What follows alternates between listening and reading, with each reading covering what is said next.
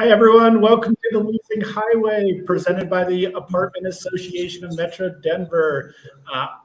The Leasing Highway is a podcast focused on the heartbeat of the apartment industry, and I'm one of your hosts, Ian Andrews.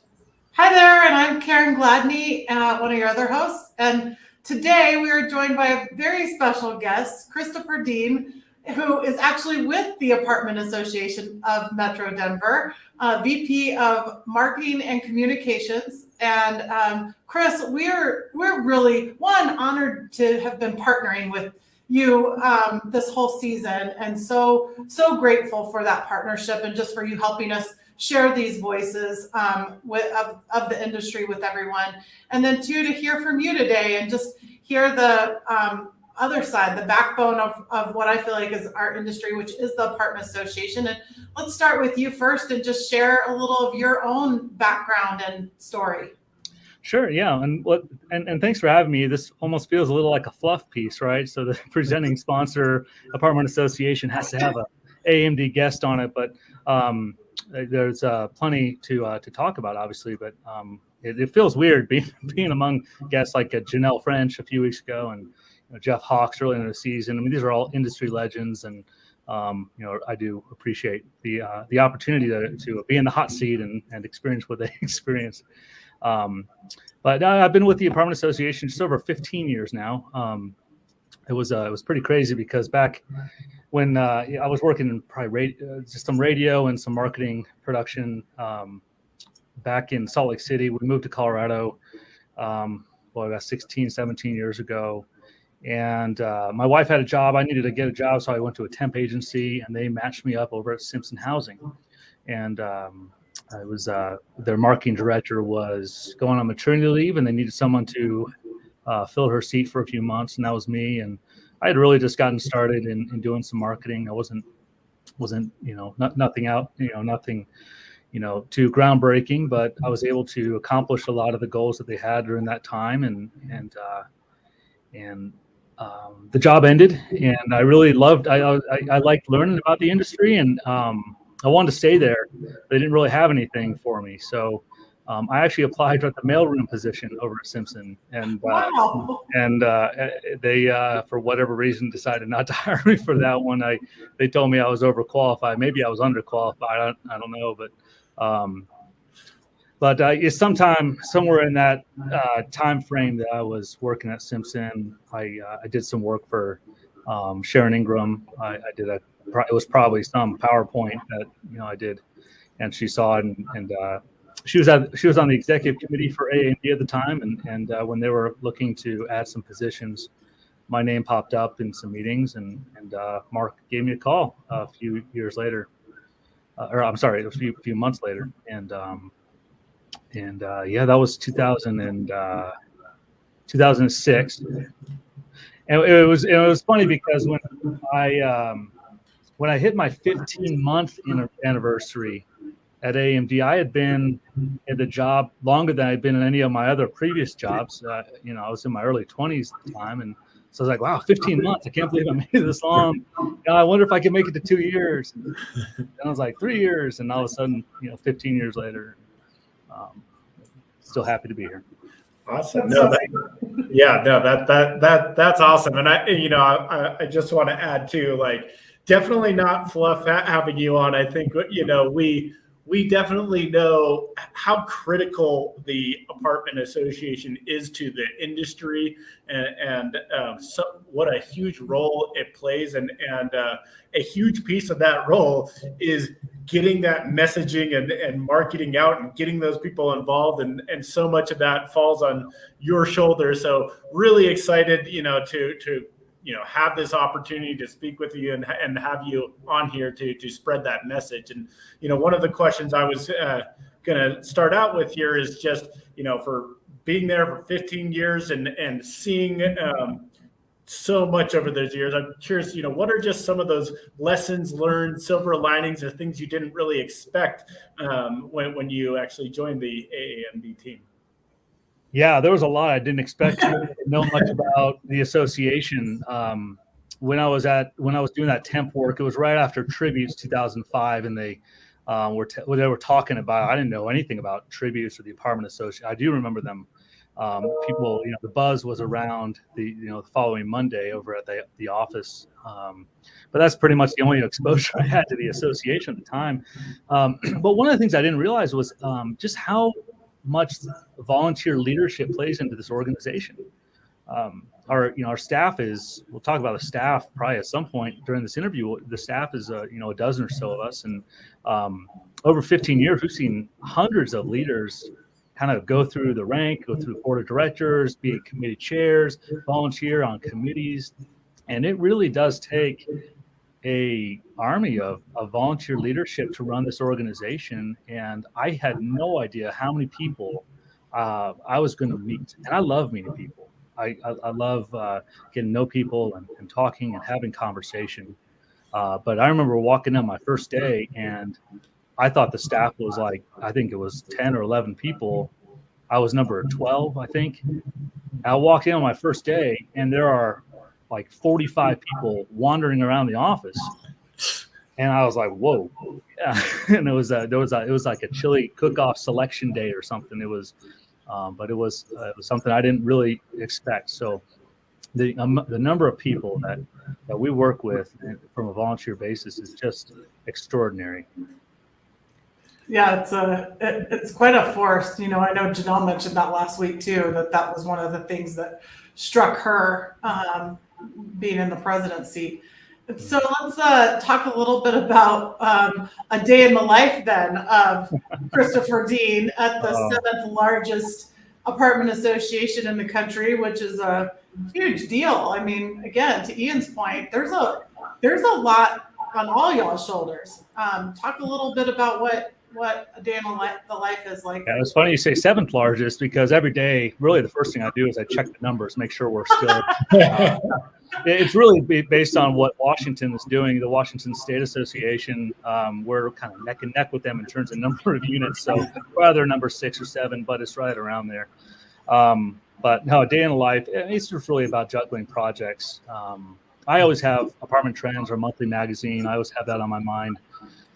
We've been publishing that monthly, and and for as long as I've been here, it's probably 150 or so issues that we've published since then. And so there's always that out there. But my role really is supporting the other departments. We have so much going on from education events and government affairs, the membership department, and helping the executive team as well. And the board. It's just really supporting as many departments as I can to just help the association succeed, because at the end of the day, we're just helping each other out. Every now and then I'll get this random idea and I'll close my door and throw 90 minutes into it. I won't tell anyone what the idea is. I'll just kind of I'll see if I can see what happens. Like something pops in my head. Let me work on this for a little bit and see if this turns into something I should share.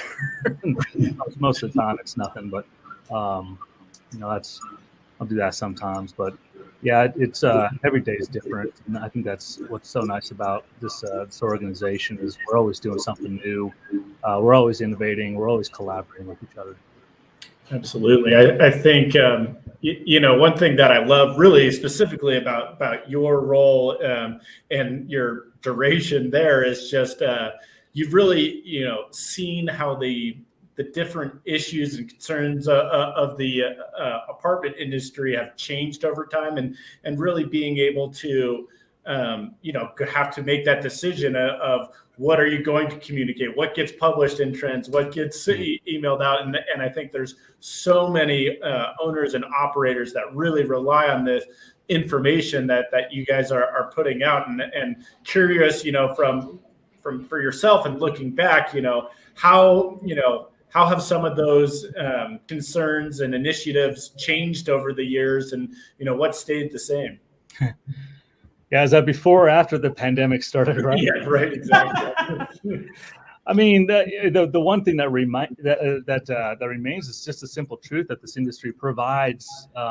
It exists. The industry exists to provide housing for people, and that's something that is a fundamental need in all of society, and it's a fundamental reason that the industry exists. And through that, relationships are built, and they're, relationships between people are really important. I was just thinking, food is a fundamental, need of society as well, but it's rare that the person who is checking you out of the grocery store or your butcher anymore, or your fast food the server, right? But people who are renting apartments to you, or housing provider, those relationships exist, I think, on much more of a deeper basis. But yeah, I mean, there have been a lot of challenges, right? Some are really unique to our industry, and some are not. Even prior to the pandemic, we were, the goal is one of our goals has been to just really shine a positive light on the industry. That's become much more important over the last 5 or so years, and promoting the industry as a viable career. That's something that's really important. Is for folks to find and retain talent. I mean, it's now more than ever, really, but that's always, that's been something, and a lot of things that we've addressed within this association in a way to support the industry. Yeah. And, you think about after the pandemic, or not after the pandemic, we're not quite out of it, but, after COVID hit back in March, I mean, that was new to everyone, right? There was no precedent to that. And, in March, we essentially had to learn Zoom, right? We had to learn Zoom. We had not really used Zoom. Most people hadn't for a significant amount of time. We had to learn Zooms just so we could bring together people to basically figure out how are we going to start from the ground up in terms of how to operate businesses. And it was really a special time. As weird as it sounds, it's a really special time. The brightest minds come together on these Zoom calls. Some of the highest level people in our association, our membership, coming together, just trying to figure out how to tackle this problem instead of just sitting back and kind of hoping that it just kind of goes, which was, I think, admittedly, that was my first thought, was what if we just kind of sit back, hunker down, and power through this. Hopefully it'll be gone pretty soon. But know that the industry leaders knew what they were doing, and we did what we could to support the conversations and getting through this. You guys gave them, I think, what I think is so important and such a testimony to you and the AAMD is you've created over the years a place where everyone comes together, and have worked really hard to get at people volunteering and get people to have a central place where they can communicate and have a forum. So as COVID hit, you guys were uniquely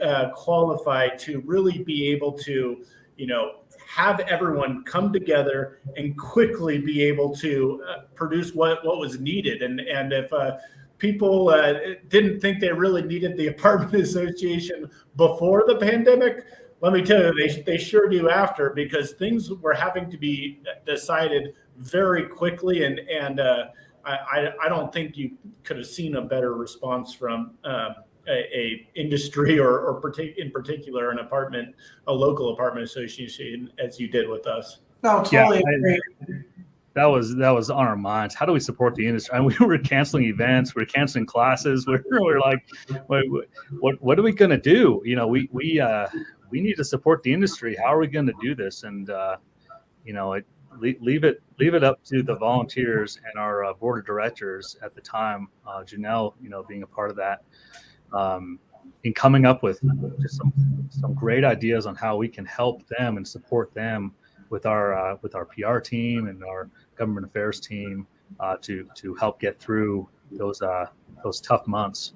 Yeah, you canceled some things, but then you innovated and brought them all back. I agree with Ian. There wasn't a better example of why y'all are needed. And even when you speak about one of the cornerstones of being employee engagement and attracting new talent to the industry, there's another one too, and that's that giving back side. And let's take a quick break, but when we come back, I really do want to talk about the charitable focus that our industry and the apartments association locally has. So we'll take a quick break and then we'll come back and talk about that.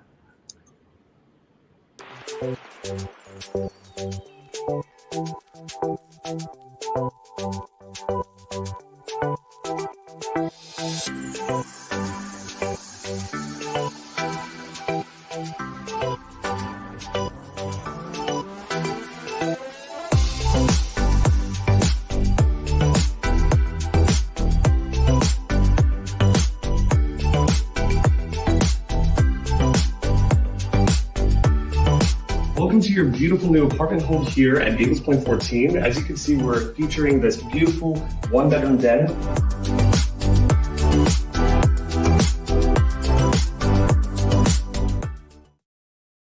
Introducing Remote Lock Universal Access Control.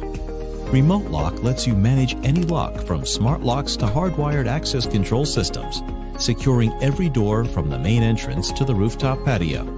And you get to choose from the best top-of-the-line smart locks out there, from brands like Yale, Schlage, Kwikset, August, Mercury, and many more. Now you can configure and add access at the push of a button and set up customized schedules for each and every user, all within a matter of minutes. It even works with property management and booking software like Airbnb, Guesty, Entrata, RealPage, and more. With Remote Lock, you'll finally have a future-proof solution that controls all your properties around the world from a single, easy-to-use platform. Let Remote Lock be the last access control partner you'll ever need. Welcome back. Yeah, let's talk a little bit about this because, I mean, you mentioned it briefly earlier, Chris, that, you know, giving back is important and people don't know that out there that are outside the industry. I don't think it's really quite realized.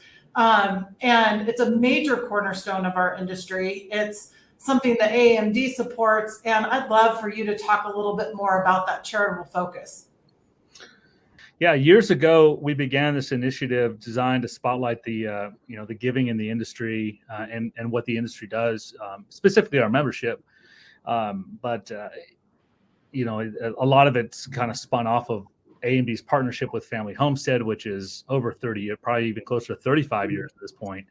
And we've given probably close to $600,000 to Family Homestead over the course of the last 30, 35 years. And so, that piece of it is still very real and it's still happening on a regular basis.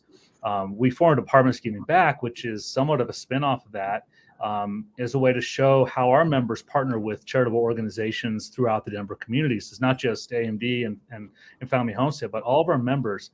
And we've identified there's probably 100 different organizations that are, somehow related to the industry in some way, whether it's management companies that do service projects, or they regularly donate to, or their people participate in their events or serve on their boards. Just the amount of time and investment charitable giving that our members do is what we have really wanted to spotlight through Apartments Giving Back. It's so special. I mean, I've watched it, and it's a very powerful group of people that are coming together to be able to unite and give back. And when you have power in numbers, right? And I feel like, again, that's the glue that the Apartment Association provides, and just the direction, and then also letting us share as an industry where we're giving back, because we are a huge industry. So I just think it's such a key point to emphasize. And it's neat involving the residents. All these apartment communities give a platform for the residents to give, do food drives and sock drives and coat drives, and that feels good as a resident, Yeah, and we've heard a lot about what kind of happened during the pandemic in terms of getting residents involved with, if it's Coach for Colorado or other organizations that are like that. It's easy to give back in that way. I think that happened a lot over the course of the pandemic, just from what I've heard.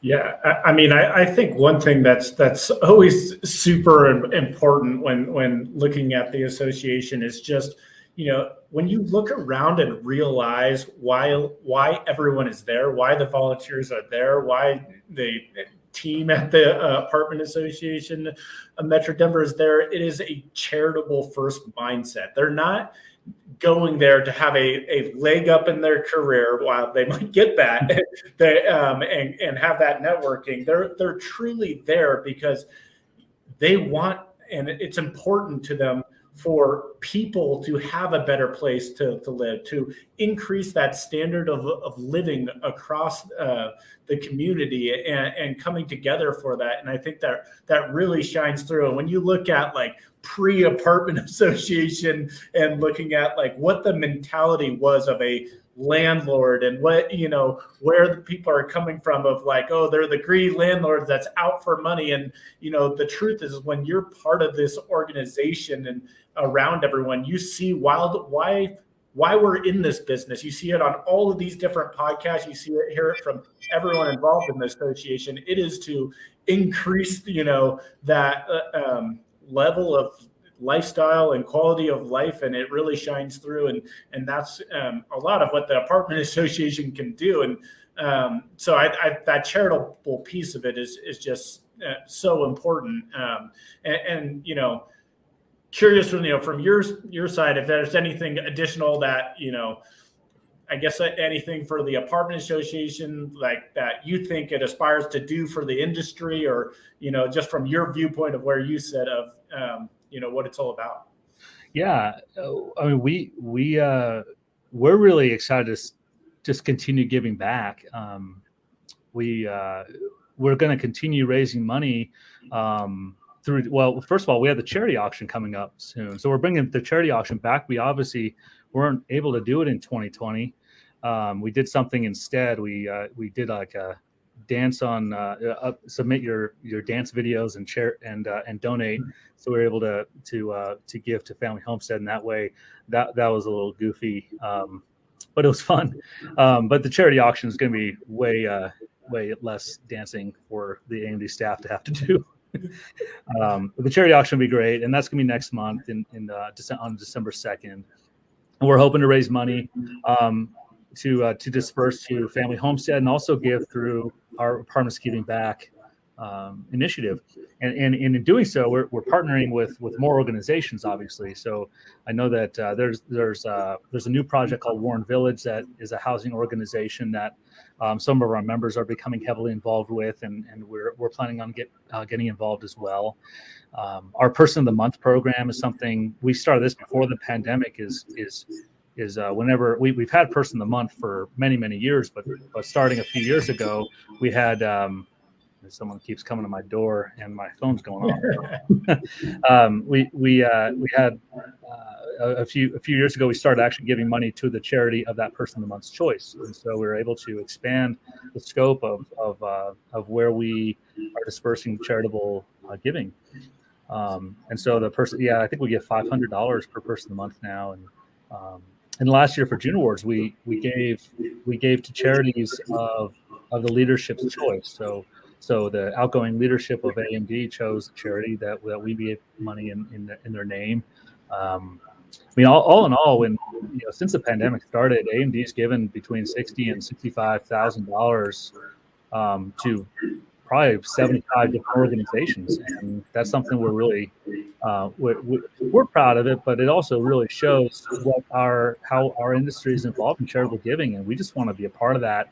And like you said, Ian, we want to shine a spotlight on the positives of the industry, not not buying into the narrative of greedy landlord and people just collecting checks from residents and laughing all the way to the bank. That is a false narrative that we're trying to change. Absolutely. Well, let's take one more quick break here, and we'll be right back on the other side. Meet Drew. She's a photographer living in Chicago and is currently looking for a new apartment. She's found a few places she likes, but isn't sure which one is the best fit. That's when Drew discovered RentGrata. RentGrata allowed Drew to talk to Ashley, a resident of the building she was considering. After talking to Ashley, Drew knew it was the right place for her, so she decided to move in. Today, Drew found a new home and Ashley made some referral money. But with RentGrata, it doesn't stop there. When this conversation data is combined with AI machine learning intelligence, RentGrata can provide new insights that allow property managers to get a better sense of what renters want. And that means a better renter experience for all.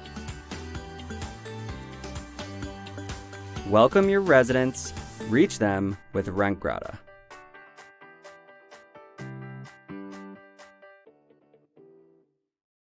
Hey everybody, welcome back. All right, so you guys have a monumentally cohesive team, I feel like, there at the Apartment Association. And just what does it take to have such a cohesive team?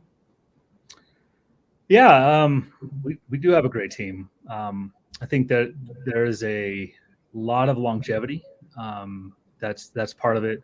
Two of our staff members have been around for more than 20 years, and I think there are 3 of us that have been around for 15 or more years. And you add the industry experience of some staff members prior to getting to AMD, and that stretches more decades. So there's a lot of experience, and I think the collaboration that we were able to do around each other is really plays into that. I was thinking the other day about when we started, in March 2020, when we had to start working from home. That was weird, because we're so used to seeing each other. And I know this is somewhat of a unpopular opinion, but I do feel like working from the office is something I prefer.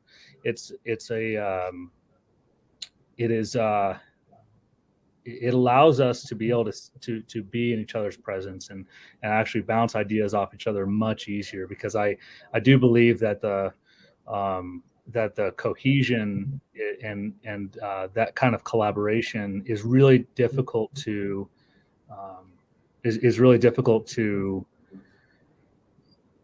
replicate in a virtual environment. And that's not true of all offices. I think about that in terms of our office, and I think a lot of people here believe that to be true as well.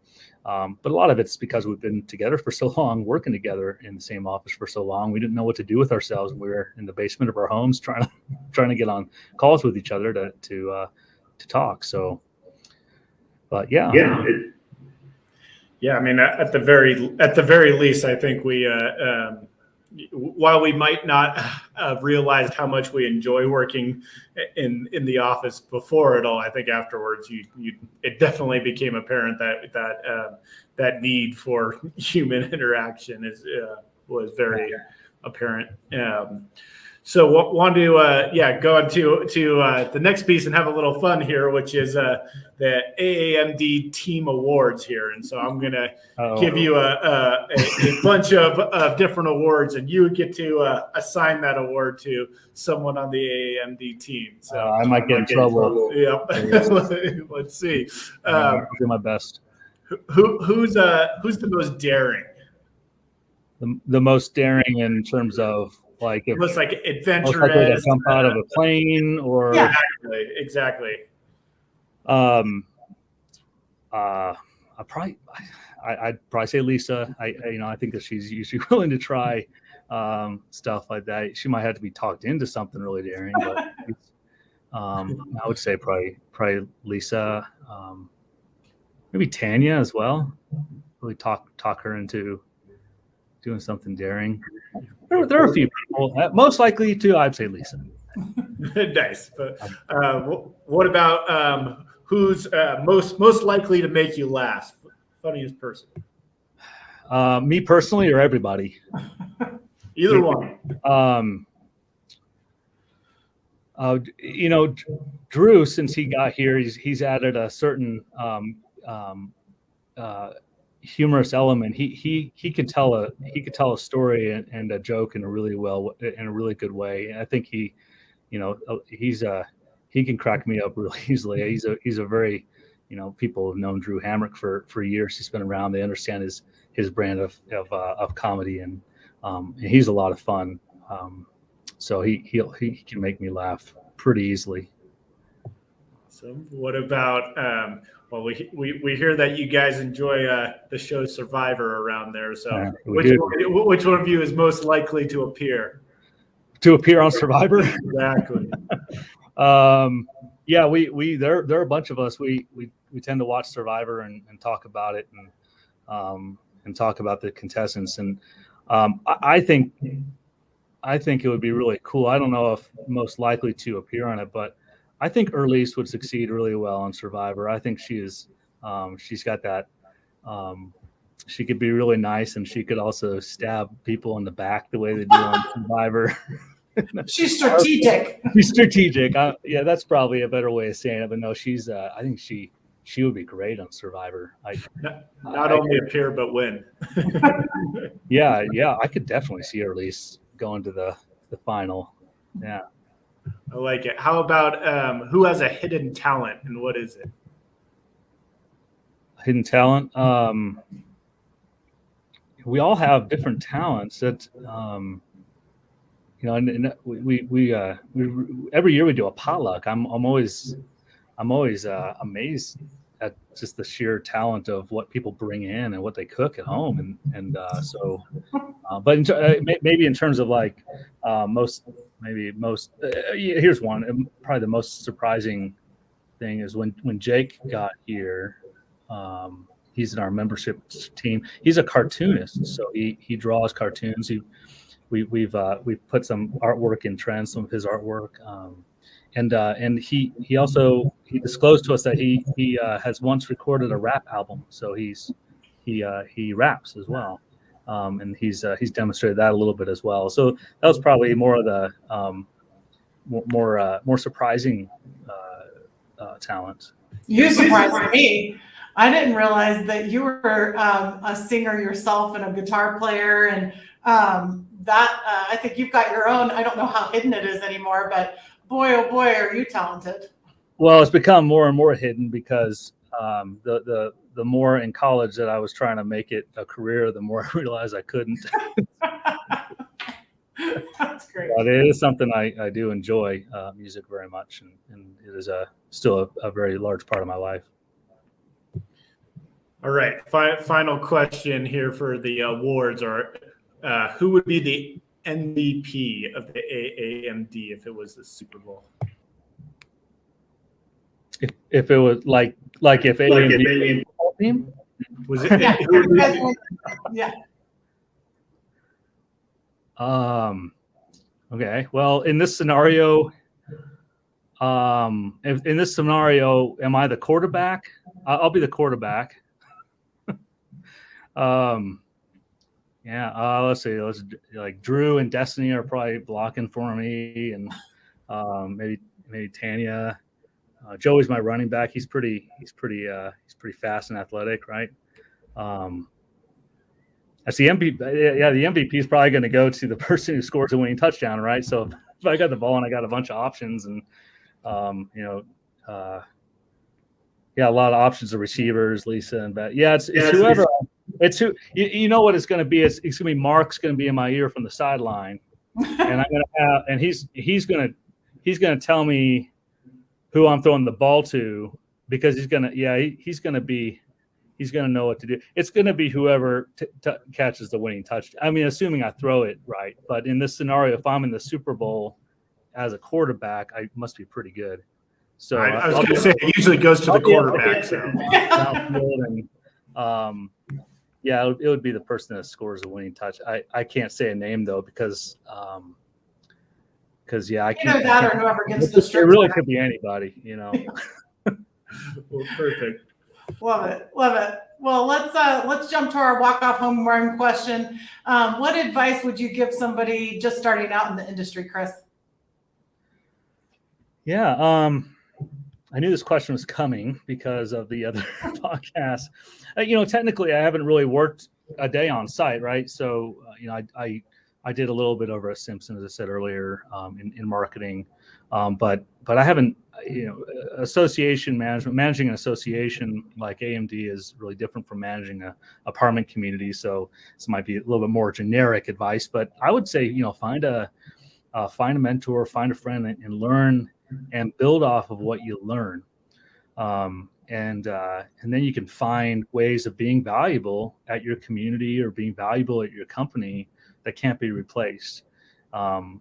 Everyone, every worker is unique and has different ways of helping, and we see that in our staff all the time. We'll see ways that people are contributing that they weren't originally hired for. They're hired to do something, and then we realize that they had a gift to be able to help out in different ways and help the association succeed.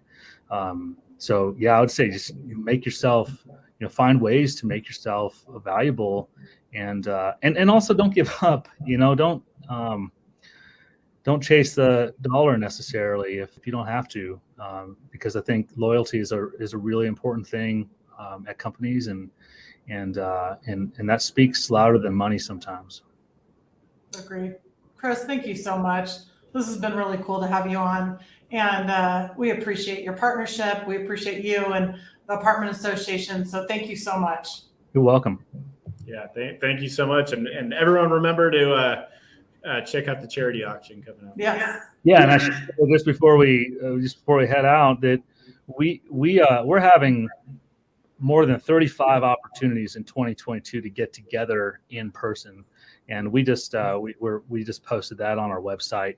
Every event is scheduled out all the way through the year, all the way through Tributes 2022, and which will be next November. So we have a lot of opportunities to get back together in person, and we love seeing people this year, and we can't wait to see what 2022 holds up. So Awesome. Fantastic. Thanks for all you guys do. thank you guys. Appreciate it.